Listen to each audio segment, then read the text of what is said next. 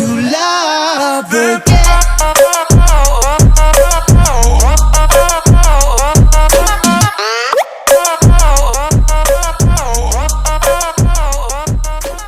Apakah yang dimaksud dengan logika?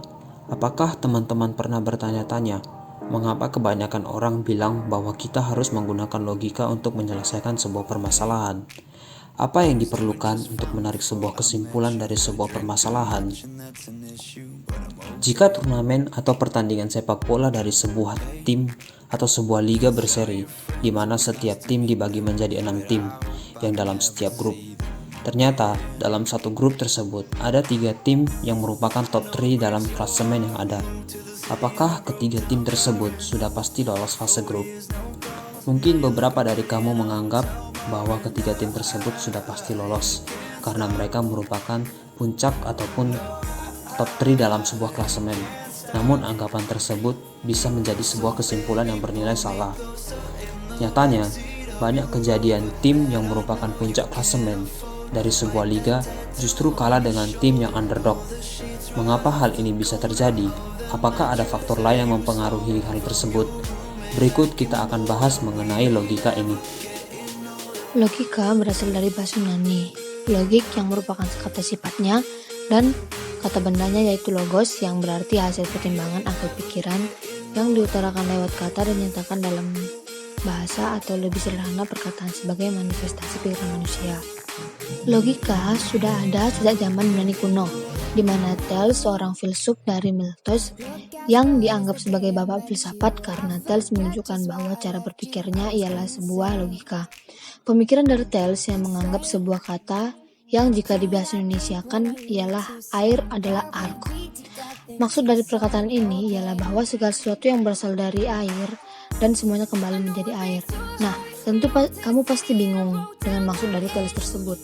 Maka Aristoteles yang merupakan seorang filsuf Yunani menjawab maksud dari Thales tersebut bahwa yang pertama, air adalah jiwa tumbuh-tumbuhan karena tanpa air tumbuhan bisa mati. Yang kedua, air adalah jiwa hewan dan jiwa manusia. Yang ketiga, air jugalah uap. Yang keempat, air jugalah es. Jadi dapat disimpulkan bahwa air adalah jiwa dari segala sesuatu, yang berarti air adalah ark dalam semesta. Tahukah kamu bahwa logika sejak zaman Thales belum ditemukan? Kata logika pada saat itu belum ada, dan kata logika pertama kali diperkenalkan oleh Zeno dari Citium yang merupakan kaum Stoa, di mana kaum Stoa adalah sekelompok masyarakat pada zaman Yunani kuno yang berhasil mengembangkan logika menjadi bentuk-bentuk penalaran yang sistematis.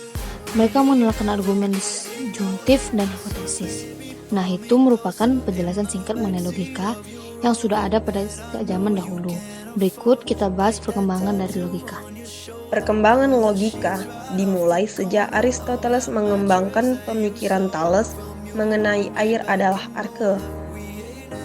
Nah, pada masa ini, Aristoteles menjadikan logika dalam 2 kelompok, yaitu analitika dan dialektika, di mana arti dari analitik adalah ilmu logika yang berdasarkan pada premis-premis yang diasumsikan benar.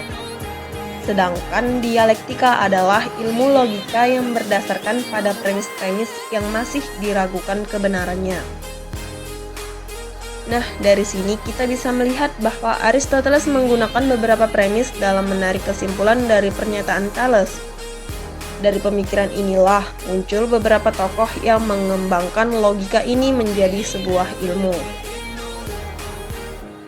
Galens dan Sextus Empiricus merupakan 2 orang dokter medis yang mengembangkan logika menjadi sebuah ilmu menggunakan simbol-simbol matematika dengan menggunakan geometri. Kemudian, seorang tokoh bernama Raymond lulus menyusun logika aljabar yang dinamakan metode Ars Magna, di mana logika ini bertujuan untuk membuktikan kebenaran-kebenaran tertinggi. Dan masih banyak tokoh-tokoh yang sangat berpengaruh dalam perkembangan logika menjadi sebuah ilmu. Memasuki abad modern, yang dikembangkan menjadi sebuah ilmu yang sekarang kita kenal dengan logika matematika, di mana pada logika modern ini lebih banyak menggunakan premis-premis yang dijelaskan dengan simbolisme bagi konsep-konsep implikasi antara konsep-konsep dan ekuivalensi konseptual. Teknologi yang kita gunakan sekarang merupakan produk dari logika matematika, di mana teknologi ini dioperasikan oleh sebuah algoritma yang berasal dari pemikiran manusia sendiri. Nah, sekarang kita sudah mengetahui bagaimana logika dari zaman Thales hingga zaman sekarang. Dalam menggunakan logika, tentu kita akan berpikir beberapa hipotesa-hipotesa yang sudah ada untuk mencari titik-titik terang dari apa yang sedang kita pikirkan. Nah, dalam menggunakan logika, ada dua cara penalaran logika dalam menarik kesimpulan. Yang pertama adalah induktif, dan yang kedua adalah deduktif. Konsep dari kedua kata ini sama dengan kata analitik dan dialektika. Tentu, beberapa dari kita pernah mendengar kata ini, namun tidak tahu secara pasti pengertian dari kedua kata tersebut. Induktif adalah sebuah metode penarikan kesimpulan dari kasus-kasus individual atau bersifat khusus menjadi kesimpulan yang bersifat umum. Sedangkan deduktif adalah sebuah metode penarikan kesimpulan dari kasus-kasus yang bersifat umum menjadi kasus yang bersifat individual atau bersifat umum.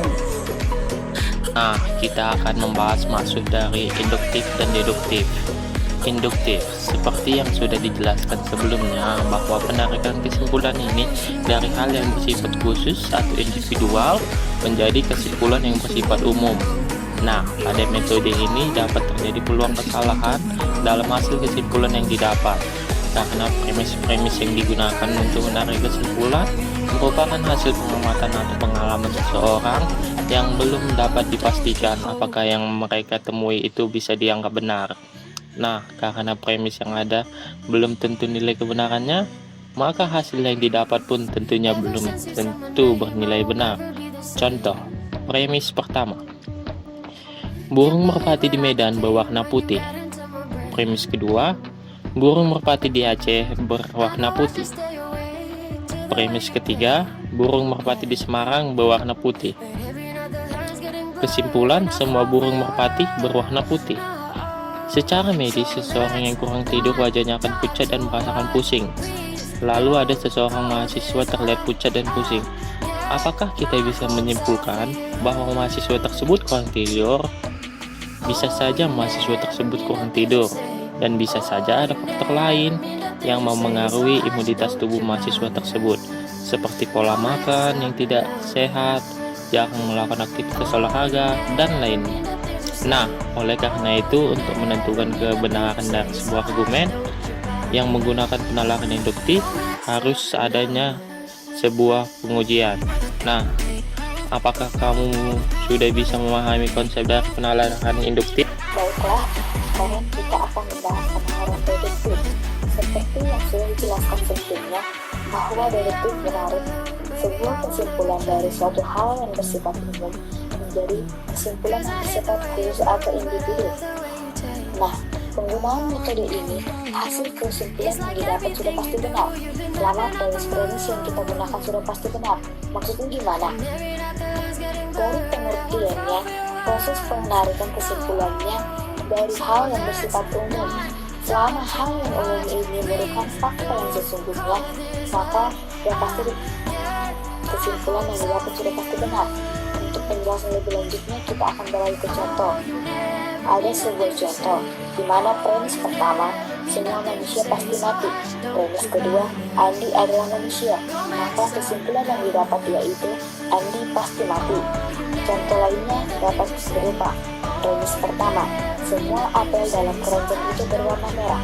Premis kedua, apel adalah buah. Maka kesimpulan yang didapat adalah semua buah dalam keranjang itu berwarna merah.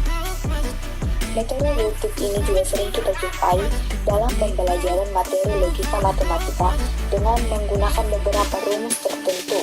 Pada logika matematika sendiri, menggunakan premis-premis yang sudah ada dan harus dipastikan bahwa premis premis-premis yang sudah ada itu haruslah benar-benar ada dan memperoleh sebuah kesimpulan yang bernilai benar pula.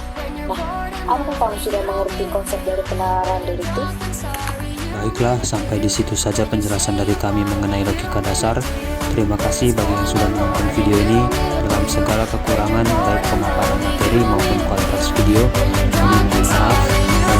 See you again. When you say you want me, you don't mean it, do you?